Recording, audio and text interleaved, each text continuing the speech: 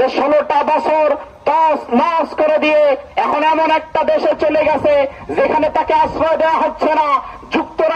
যুক্তরাজ্য সেখান থেকে তাকে রিফিউজ করা হচ্ছে। গোটা দুনিয়াটা যেন তার জন্য সংকুচিত হয়ে যাচ্ছে। আমরা বলেছি দুনিয়ার কোথাও যদি তার জায়গা না হয় বাংলাদেশে পাঠায় দেন, তার বানানো আয়না ঘরটা রেডি আছে।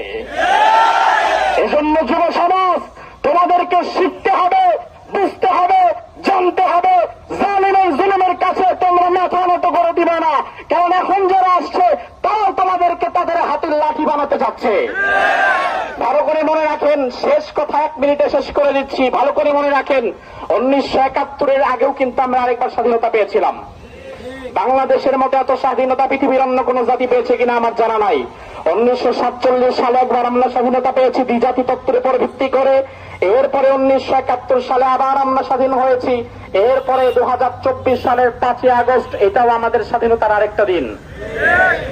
তিনবার স্বাধীন হওয়ার পরে যদি জিজ্ঞেস করা হয় আপনার অর্জন কি, তাহলে অর্জনের খাতা শূন্য। অথচ আমাদের সাথে একই সময়ে, আজ থেকে 53 বছর আগে স্বাধীন হয়েছে, একই সময় আরব আমিরাত 1971 সালের 2 ডিসেম্বর। একই সময় স্বাধীন হয়েছে কাতার 1971 সালের 3 সেপ্টেম্বর। 5 বছর আগে স্বাধীন হয়েছে সিঙ্গাপুর 1965 সালে।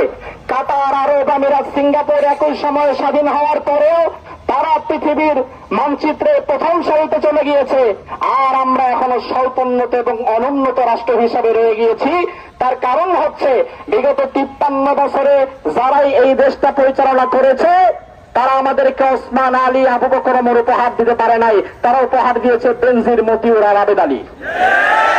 এজন্য তোমরা যদি চাও আগামীর বাংলাদেশ সুন্দর হবে, এটা কি আমরা চাই? এটা কি আমরা চাই?